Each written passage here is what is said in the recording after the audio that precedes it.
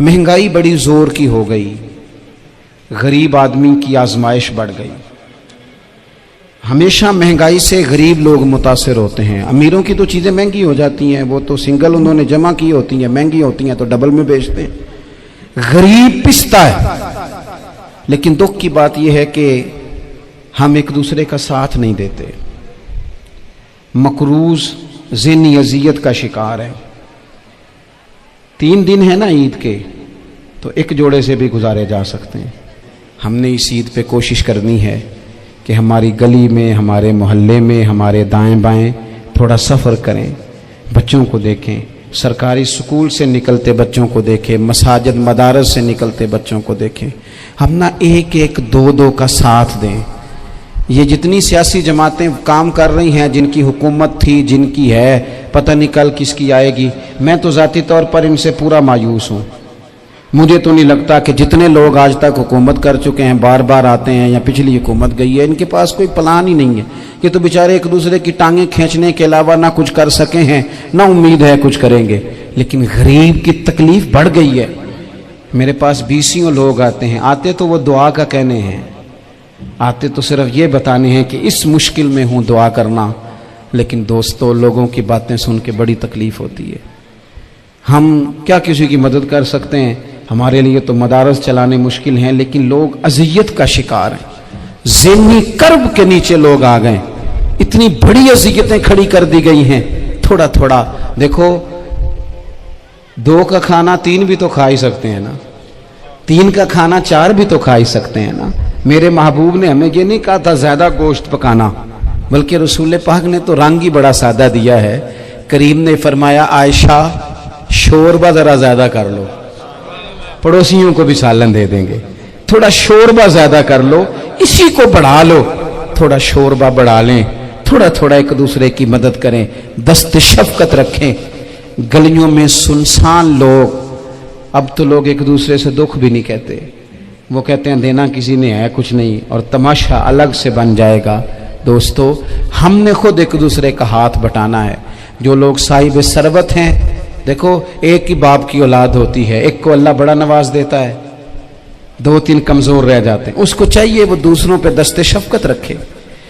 एक गली में सारे लोग एक ही कबीले के, एक ही इलाके के, एक आगे निकल गया है, उसे चाहिए वो दूसरों का ख्याल करे। ये ज़रूरी नहीं कि सामने वाला आपका शुक्रिया भी अदा करे। हज़रत आयशा सिद्दीक़ा रज़ी अल्लाह ताला अन्हा, अम्मा जी एक कनीज़ रखी हुई थी, हज़रत उस्मान गनी ने दी थी कि आपकी खिदमत करेंगी। तो वो कनीज़ कहती है कि अम्मा जी तो मेरी भी रोटियां पका देती थी, वो तो मेरे लिए भी खाने का एहतमाम कर देती थी। लेकिन कोई दरवाजे पे अगर मांगने आता तो हज़रत आयशा सिद्दीक़ा मुझे कहती इसे खैरात दे आओ। तो मैं कहती अम्मा जी ये काम तो लोग दौड़ के करते हैं और आप ये मुझे कह रही हैं मैं कर दूं? तो हज़रत आयशा फरमाती जब कोई बंदा किसी को देता है तो वो शुक्रिया अदा करता है। मैं चाहती हूँ वो शुक्रिया भी तेरा ही अदा कर जाए, मैंने जो अजर लेना है वो रब की बारगाह से लेना है। तो हमारे यहाँ कुछ लोग समझते हैं कि सखावत सिर्फ रमज़ान में ही करनी है, और रमज़ान में सवाब ज़्यादा है, वरना राशन वंडन वाले लोग को ईदों बाद भी भूख लग दीजिए, ईद के बाद भी उसी तरह ही गरीब के साथ पेट होता है, लेकिन तवज्जो नहीं। इल्म का लुग़वी माना जानने के होते हैं। इल्म हासिल किया जाता है किसी चीज़ की मारिफत को हासिल करने के लिए। जब हम कोई इल्म हासिल करते हैं तो हम ये चाहते हैं कि हमें उस चीज़ के नफ़ा और नुकसान का पता चल जाए। और जब हम दीनी इल्म हासिल करते हैं तो उसका मकसद ये होता है कि हमें रज़ाइल और खसाइल इन दोनों की खबर हो जाए। खैर क्या है, शर क्या है, उसमें तमीज़ का मलका हमें नसीब हो जाए। अच्छाई और बुराई खुलकर हमारे सामने वाज़े हो जाए, ये मकसूद होता है इल्म से। इल्म से, तालीम से मकसद ज़्यादा बातें करना नहीं होता। एक आदमी बहुत ज़्यादा बातें करता है तो शायद बड़ा आलिम है, एक शख्स बहुत ज़्यादा गुफ्तगू करता है तो उसके पास मालूमात ज़्यादा, ऐसा नहीं। बल्कि हज़रत अब्दुल्ला इब्न मसूद रज़ी अल्लाह ताला अन्हु से जब किसी ने पूछा था कि बड़ा आलिम कौन होता है, तो आप फरमाने लगे जो रब से ज़्यादा डरे वो बड़ा आलिम है। اور دلیل انہوں نے یہ دی کہ اللہ کریم نے قرآن مجید میں فرمایا ہے کہ انما یخشی اللہ من عبادہ العلماء، اللہ کے بندوں میں سے جو عالم ہیں وہ رب سے ڈرتے ہیں۔ تو دینی تعلیم، اس کی معلومات حاصل کرنے کی کوشش کریں، صحیح کریں۔ قرآن مجید کی ایک آیہ کریمہ کا کچھ حصہ جو میں نے تلاوت کیا، اس میں اللہ کریم نے فرمایا اپنے محبوب سے، کہا وَقُلْ رَبِّ زِدْنِي عِلْمًا، اے محبوب آپ میری بارگاہ میں یہ دعا مانگیں، آپ یہ عرض کریں کہ اے رب میرے علم میں اضافہ کر دے، اے مالک میرے علم میں اضافہ کر دے۔ بہت ساری چیزیں ایسی ہوتی ہیں جن کی زیادتی ٹھیک نہیں ہوتی، وہ زیادہ ہو جائیں تو نقصان کرتی ہیں، لیکن علم ایک ایسی چیز ہے کہ جس کے بارے میں رب کریم نے کہا کہ محبوب آپ دعا مانگیں کہ آپ کو زیادہ علم دیا جائے۔ اور پھر علم ایک ایسی چیز ہے کہ کوئی بھی آدمی یہ دعویٰ نہ کرے کہ میں نے بڑا حاصل کر لیا ہے، میری اب تکمیل ہو گئی ہے، میں اب مکمل ہو گیا ہوں۔ جن کو اللہ نے غیب کے خزانوں کی کنجیاں دی ہیں نا، ان سے بھی رب کریم نے کہا ہے کہ محبوب آپ دعا کریں کہ مالک میرے علم میں اضافہ کر دے۔ تو جب وہاں تک یہ بات ہے تو پھر عام آدمی کو بھی چاہیے کہ وہ اپنی معلومات میں اضافے کا شوق پیدا کرے۔ اور تیسری بات یہ کہ جو حضور کے علم شریف پر بات کرتے ہیں وہ بھی اس آیت سے سیکھیں کہ حضور کا علم تو ہر روز رب اس میں اضافہ فرما رہا ہے، تو ہر روز اضافہ ہو رہا ہے۔ وَلَلْآخِرَةُ خَيْرٌ لَكَ مِنَ الْأُولَىٰ، ہر روز ترقی ہو رہی ہے حضور کے علم شریف کی بھی۔ تو ہمارے ہاں زیادہ تر لوگ بات اس لیے سیکھتے ہیں کہ میں کوئی کہیں سے مسئلہ سیکھوں گا پھر جا کے اپنی مسجد کے امام کو تنگ کروں گا کہ وہاں تو میں یہ سن کے آیا ہوں تو یہاں یہ کام کیوں نہیں ہوتا۔ میں کوئی بات سیکھوں گا تو پھر میں اس سے بحث کا دروازہ کھولوں گا۔ علم کا مطلب ہی اپنے آپ کو سنوارنا ہے، معلومات حاصل کرنے کا مطلب یہ کہ آپ کے عمل میں پختگی آئے، آپ کے کردار میں پختگی آئے، آپ نے جو سیکھا ہے آپ اس کے مطابق اپنے آپ کو ڈھالیں۔ مسلم شریف میں موجود ہے، نبی پاک صلی اللہ علیہ وسلم نے دعا مانگی ہے، اے اللہ میں اس علم سے تیری پناہ مانگتا ہوں جو علم تو ہو پر نفع والا نہ ہو۔ جس بندے کے علم نے اسے نفع نہیں دیا، وہ کچھ سیکھ نہیں سکا اس سے، تو اس کا علم کسی کو کیا نفع دے گا؟ جب خود سے اس نے، اور صوفیہ کرام تو فرماتے ہیں کہ جو لوگ بڑی معلومات حاصل کر لیں، بڑی باتیں سیکھ لیں، پنچایت میں کسی کو بولنے نہ دیں، گھر میں کسی کو بولنے نہ دیں، بہت سارے لوگ تو علماء کو بھی مشورہ دیتے ہیں، بڑی باتیں کرے لیکن عمل کے لحاظ سے بندہ زیرو ہو تو اہل دل فرماتے ہیں اس کی صحبت سے بچو۔ اسے بڑا پتہ ہے، بڑی باتیں آتی ہیں، بڑی باتیں کرتا ہے، لیکن گفتگو کی حد تک تو بہت بڑا ہے، عمل کے معاملے میں صفر ہے۔ بہت سارے لوگ مسجد کے حجرے میں میٹنگ ہو رہی ہوتی ہے اور وہ لمبی دلیلیں اور مشورے دے رہے ہوتے ہیں، نماز کا ٹائم آ جائے تو اٹھ کے چلے جاتے ہیں، کہتے ہیں میں اپنے محلے دی مسیتیں پڑھنی ہیں۔ کئیوں کو کام یاد آ جاتا ہے۔ فرمایا کہ شخص کے پاس معلومات بڑی ہوں لیکن عمل کے معاملے میں بندہ زیرو ہو تو اسے بچنا کیوں؟ اس لیے کہ اگر پڑھا لکھا آدمی بے عمل ہونا تو وہ اپنی بے عملی پر بھی دلیلیں پیش کرتا ہے، وہ کہتا ہے میں یہ کام نہیں کرتا تو یہ میرے پاس دلیل ہے، وہ تو بے عملی کو بھی مزین کر دے گا معاذ اللہ۔ تو دینی تعلیم ایک تو حاصل اس لیے کریں کہ ہم نے اپنے آپ کو سنوارنا ہے، اور دوسرا علم کا شوق طبیعت میں ہو۔ دیکھیں نا، اللہ کے حبیب صلی اللہ علیہ وسلم نے فرمایا ہے کہ جو علم کے رستے پہ چل پڑا وہ جنت کے رستے پہ چل پڑا ہے۔ جمعوں میں، محفلوں میں کانوں کے ذائقے کے لیے نہ آئیں، اس لیے آئیں کہ میرے علم میں، میرے عمل میں یہ کوئی اضافے کی بات بنے گی، میں کوئی نصیحت حاصل کروں گا تو میرے دل کا زنگ اترے گا۔ ہمارے ہاں یہاں لوگ مزے کے لیے آتے ہیں اور آج کل لوگ فوٹو کے لیے آتے ہیں۔ ان دو کاموں سے نکل کر خالص اصلاح کی نیت سے علم کا شوق، ہمارے ہاں تیزی سے ایک حرکت کی گئی، علماء کا وقار خراب کیا گیا اور لوگوں کو دینی علوم سے دور کیا گیا، اور اس میں بعض بیچارے واعظین اور خطباء نے بھی کردار ادا کیا جب جعلی پیر کی تعریفیں کھول کے کی، اور اسے پتہ نہیں کہاں تک یہ اسٹیج ہوتے ہیں نا، ان میں کوئی بندہ اچھا لگے بھی تو اس کے لیے دعا کرنی چاہیے، تعریفیں نہیں کرنی چاہیے۔ تعریفیں اس کا کوئی فائدہ نہیں ہے، اس بندے کو تو دعا کا فائدہ ہے، اگر آپ کو اچھا لگ رہا ہے تو اسے دعا دیں، اس سے زیادہ کچھ نہیں کریں۔ اور ہمارے ہاں جناب وہ نقیب محفل بیچارے کی شامت آ جاتی ہے اگر تعریفیں تھوڑی کرے تو، کہتے ہیں انہوں تو نام ہی نہیں لینا ہوں، وہ بھائی اس کے نام لینے سے آپ کا قد اونچا ہوتا ہے۔ تو علم اور عالم ان دونوں چیزوں سے قوم کو دور کیا گیا، دینی تعلیمات کا فقدان ہے۔ جو میٹرک تک لوگ 60-70 کتابیں پڑھ جاتے ہیں انہیں بھی قرآن پاک ٹھیک سے نہیں پڑھنا آتا، دور کیا گیا۔ آپ مجھے بتائیے، چلیں ایک مسجد ہی آپ دیکھ لیں، اس مسجد کے اندر اگر ایک طرف ایک عالم دین مشکات شریف کھول کے بیٹھے ہوں، حدیث پاک کا درس ہو رہا ہے، یا بہار شریعت کھول کے بیٹھے ہیں، فقہی مسائل بیان کیے، اور اسی مسجد میں ایک بابا جی جبہ پہن کے تگڑا سا بڑی سی پگڑی باندھ کے اور 500 دانے والی تسبیح لے کے بیٹھے ہیں، اب ایک بندہ اندر آتا ہے تو وہ کدھر جائے گا، عالم کی طرف کہ بابا جی کی طرف؟ وہ کیوں جا رہا ہے بھلا بابا جی کی طرف؟ وہ اس لیے کہ ہم نے اسے یہ بتایا ہی نہیں کہ جس طرح سبحان اللہ سبحان اللہ سبحان اللہ پڑھنا عبادت ہے نا، اسی طرح دارابا پڑھنا بھی عبادت ہے۔ اسے ہم نے بتایا نہیں کہ جب تک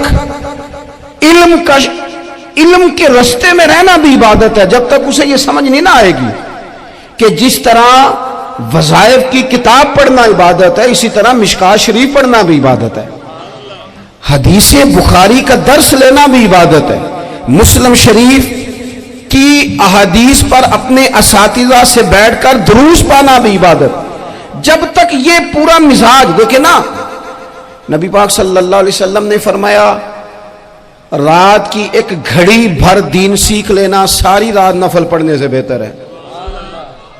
اب ہمیں سمجھنا چاہیے کہ کتاب پڑھ کے بھی بندہ رب رسول تک پہنچ سکتا ہے، کتاب و سنت رستہ آسان کرتے ہیں، لیکن ہمارے ہاں کیا مزاج دیا گیا ہے، بابا جی کے پاس چلو، ضرور جائیں بابا جی اگر نیک ہیں تو منع کوئی نہیں کر رہا، لیکن جو سوچ ہمیں حضور نے دی ہے ہم نے اسی کی سوچ کے مطابق اپنے معاملات کو ترتیب دینا ہے نا۔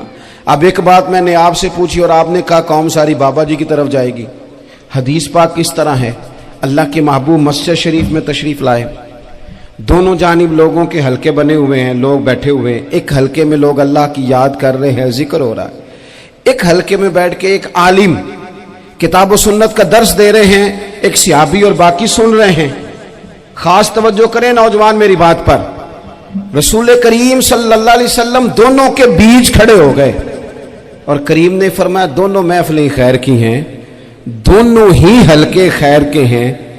اور پھر حضور فرمانے لگے مجھے چونکہ رب نے استاد بنا کے بھیجا ہے، میں چونکہ معلم بن کے آیا ہوں، یتلو علیکم آیاتنا ویزکیکم، میں چونکہ کتاب و سنت کی تعلیم کے لیے آیا ہوں۔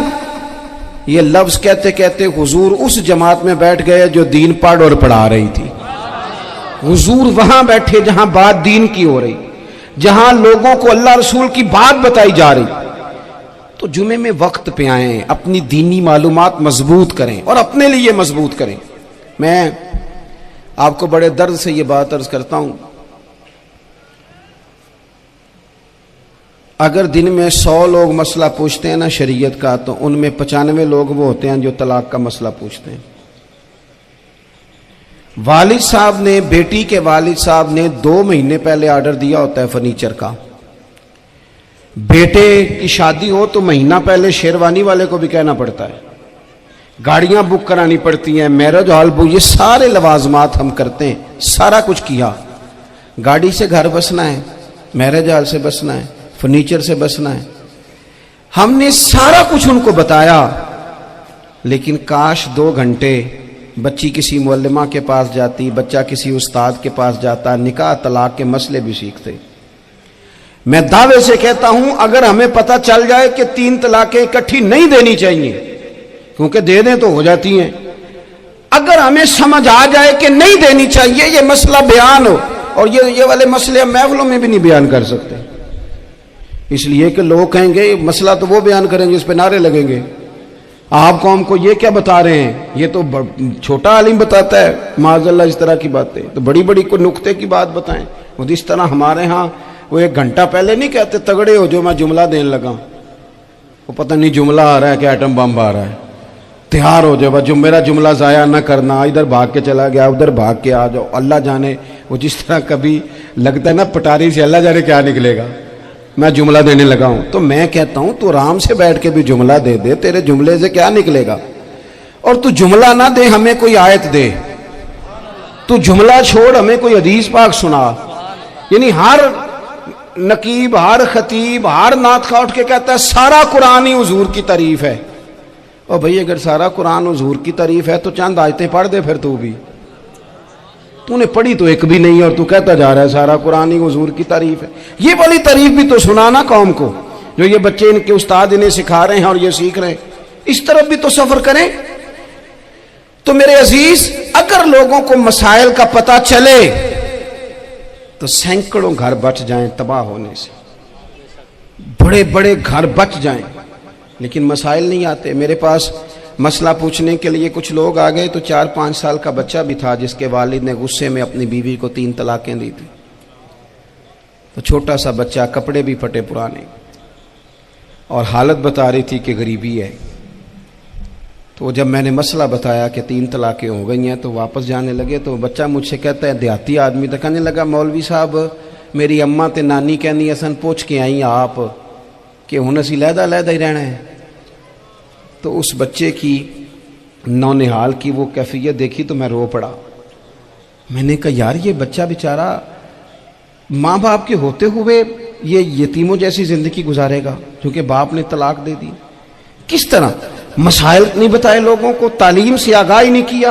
اور اس میں بہت بڑا ظلم ہے ان لوگوں کا بھی جو جنازے پہ کھڑے ہو کے تو کہہ دیتے ہیں، میری طرح کے لوگ اچھے علماء کی بات نہیں کرتا، وہ کہہ دیتے ہیں دیکھو جن لوگوں کو جنازہ نہیں آتا۔ بھئی آپ نے کس دن عشاء کے بعد کلاس لگائی تھی جنازہ سکھانے کی؟ یہ تو آپ نے کہہ دیا لوگوں کو قرآن کی ٹھیک نہیں آتا، تو یہاں تو بیچاری بیبیاں جن کو صحیح پڑھنا نہیں آتا وہ مشن بنا لیتی ہیں کہ میں نے اتنے 100 کو قرآن پاک پڑھانا ہے، بیوہ ہو گئی ہوں، طلاق یافتہ ہو گئی ہوں، ساری زندگی قرآن پڑھاؤں گی۔ ہم کیوں یہ مشن نہیں بناتے؟ کیوں اس طرف سفر نہیں کرتے؟ ایک تو دینی معلومات میں، دینی علوم میں اپنے آپ کو لگائیں اور ذوق پیدا کریں کہ جو چیزیں مجھے نہیں آتی میں نے وہ سیکھنی ہے، جو معاملات مجھے نہیں آتے میں نے ان کی طرف سفر کرنا ہے۔ ایک تو اپنا یہ مزاج بنائیں، اور جب آپ دینی علوم سیکھتے ہیں تو پتہ ہے کون سا منظر قائم ہوتا ہے؟ منظر وہ بنتا ہے کہ حضرت ابو ہریرہ بھی دین سیکھا کرتے تھے، حضرت عبداللہ ابن عمر بھی اصحاب صفہ میں رہا کرتے تھے، حضرت انس بن مالک بھی رہا کرتے تھے، اور ایسا منظر بنتا ہے کہ حضرت سیدہ خدیجہ الکبریٰ رضی اللہ تعالیٰ عنہ فرماتی ہیں سیدہ فاطمہ حضور کی گود میں بیٹھی ہوتی تھی اور نبی پاک سے باتیں پوچھتی تھی اور حضور انہیں بتا رہے ہوتے تھے۔ سیدہ عائشہ حضور سے دین کی باتیں پوچھتی۔ چوتھا حصہ ہماری فقہ کے اصول حضرت فاطمہ کی، حضرت عائشہ صدیقہ کی مرویات پر مبنی ہیں۔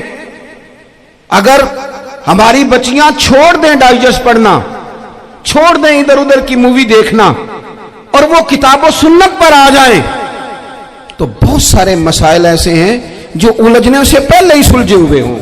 دینی تعلیم کا مزاج اور ذوق۔ اور دوسری آیت کریمہ میں نے تلاوت کی، اللہ کریم نے قرآن مجید میں فرمایا یا ایھا الذین آمنوا قوا انفسکم واہلیکم نارا، اے ایمان والو خود بھی دوزخ کی آگ سے بچو اور اپنے گھر والوں کو بھی بچاؤ۔ او والد، وہ ماں جو بچوں کو بھوک سے بچانے کے لیے محنت کرتی ہے، ان کو مایوسی سے بہت سارے ماں باپ ایسے ہوتے ہیں جن کے پاس کپڑے لینے کے پیسے نہیں ہوتے عید پہ۔ کیوں؟ اذان شروع ہوگی جی۔ عزیز بھائی، جس طرح ہم اپنے بچوں کو دیکھیں، بہت سارے ماں باپ کے پاس گنجائش نہیں ہوتی، لیکن اس نیت سے کہ بچوں کے دل ٹوٹ جائیں گے، عید پہ کیسے گزارا کریں گے، مشکل سے بھی کپڑے خرید کے دیتے۔ اس طرح ہم اپنے بچوں کو بھوک سے، پیاس سے، مایوسی سے بچاتے ہیں۔ اس طرح ہمارے رب نے ہمارے ذمے لگایا ہے کہ تم اپنے بچوں کو کوشش کرو دوزخ کی آگ سے بچانے کی۔ حضرت عمر فاروق رضی اللہ تعالیٰ عنہ نے عرض کیا تھا یا رسول اللہ صلی اللہ تعالیٰ علیہ وسلم، اس آیہ کریمہ کا معنی کیا ہے؟ تو محبوب کریم علیہ السلام نے فرمایا عمر، जिन चीज़ों का अल्लाह तुम्हें हुक्म देता है, तुम अपने घर वालों को उन चीज़ों का हुक्म दो। जिन चीज़ों से रब रसूल तुम्हें मना करते हैं, अपने घर वालों को उनसे रोको। अपने घर के अंदर निफाज़े दीन करने की कोशिश करो। मेरे भाई, बहुत ज़्यादा आजमाइश है हमारे घरों में, बेचैनियाँ हैं, इस्तराब है, बच्चों में सख्ती है, बहन भाई एक दूसरे के साथ लड़ते हैं, मिजाजों में तलखी आ गई। क्यों भला? इसलिए कि माँ बाप को जो बेहतरीन किरदार और जो हसीन तरीका घर में अपनाना चाहिए था, बच्चे तकरीर बाहर से सुनते हैं लेकिन वो फॉलो अपने माँ बाप को करते हैं। अगर माँ बाप में हौसला हो, सब्र हो, इत्मीनान हो, खुददारी हो, थोड़े पर गुजारा करने का मिजाज हो। देखे ना, आज डिप्रेशन है, टेंशन है, पैनिक्स अटैक्स हैं, बड़ी सारी चीजें आ गई। क्यों भला? सब्र नहीं, तहम्मुल नहीं, बुर्दबारी नहीं। आजमाए। एक दिन एक बच्चा मेरे पास आ गया मदरसे का और आके वो रोने लगा। मेरे घर वाले कहने लगे खाना छोड़ दें, पहले इसकी बात सुन ले। मैंने कहा पुत्र क्या हुआ, किसी ने मारा है किसी उस्ताद ने? कहने लगे नहीं हजरत, घर फोन किया था तो मेरी अम्मा और अब्बा की लड़ाई हो रही है। बच्चा कांप रहा है, टांगे कांप रही हैं। मैंने कहा क्या हो क्या गया तुम्हें पुत्र, लड़ाई हो रही है तो घरों में हो ही जाती है। कहने लगे नहीं, आपको पता नहीं, वो बड़ा सख्त लड़ते हैं। मेरे वालिद जब मेरी वालदा को मारने के लिए आगे बढ़ते हैं तो हम सारे चारपाइयों के नीचे छुप जाते हैं, हमें खौफ आता है, वो मंजर खतरनाक होता है। ये कौन तकलीफ दे रहा है अपने बच्चों को? यहां बैठे हमारे यहां मीलों दूर रहते थे उसके घर वाले, तो वो तकलीफ में था, तो घर में क्या कैफियत होगी? अगर हौसला हो, सब्र हो, कनात हो, अल्लाह के दिए हुए थोड़े रिस्क पर हमें राजी रहना आता हो, हमारे घरों में सुकून आए, इत्मीनान आए।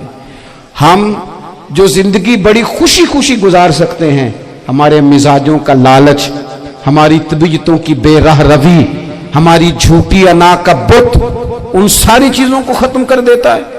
अपनी जिंदगी के अंदर अगर हम वो किरदार अपने बच्चों को दे, जिस किरदार में मोबाइल भी हो, जिसमें गाड़ी भी हो, जिसमें पैसे भी ला के अब्बा दराज में रखता हो, लेकिन वालिद का घर में मुसल्ला भी मौजूद हो, उसकी कोई तस्वीर भी हो, वो ये भी कहता हो कि खुदा ने अपने फजल से आज 5,000 दिया है तो इसमें 1,000 गरीबों का भी है, इसमें थोड़ा सा मैंने अल्लाह की रिजा के लिए भी रखा है। अगर कोई मुश्किल आ जाए तो वो बाप और माँ को सब्र करता हुआ देखते हो। अगर एक बाप कर बात करे तो दूसरा बर्दाश्त करता हो। खुदारा अपनी औलादों को इस अजियत का शिकार न करो।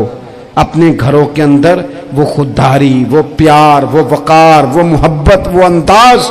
आप थके हुए हैं, कोई शक नहीं, आप बहुत सारे मसाइल का बाहर शिकार होंगे, कोई शक नहीं, लेकिन आप बाहर से थक के आए हैं। और अगर आप बाहर अपनी फैक्ट्री के मालिक हैं और दफ्तर के बड़े हैं तो घर में भी तो आप बड़े हैं ना।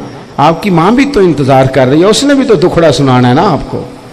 आप ये देखिए कि आपके बच्चे भी तो इंतजार कर रहे हैं, वो चाहते हैं कि अब्बा आके बैठे तो हम उनके सीने पे चढ़ के थोड़ा खेले। आपकी अहलिया मुंतजिर हैं। कुछ बातें बीवी किसी और से नहीं कह सकती, सिर्फ अपने शौहर से कहती है। लेकिन वो तो आते ही जलाल में आ गए साहब। वो कहने लगे तू बड़ी नालायक है, मैं थका मांदा आया हूं और तूने मुझे कहानी सुना दी है। वो उस खातून से शिद्दत के साथ पेश आने लगे। मेरे रसूल पाक की हयात नूर को देखो, हजरत उम्मे ऐमन हुजूर की रजाई वालदा हैं, उनकी भी खिदमत हो रही है।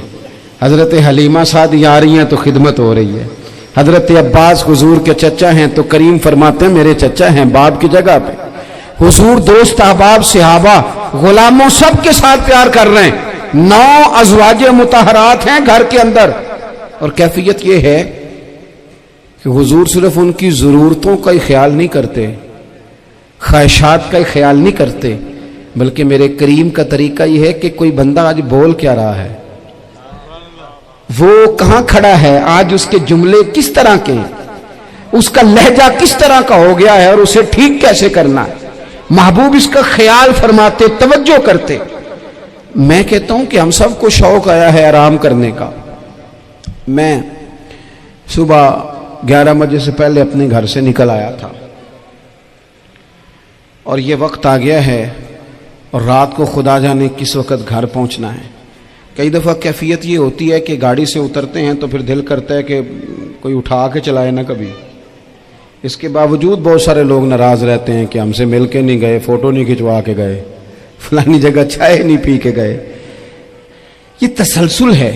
لیکن میں جتنا مرضی تھکا ماندہ گھر جاؤں گا نا، کبھی ایسا نہیں ہوا کہ میں گھر جاؤں تو بڑی ٹینشن میں جاؤں.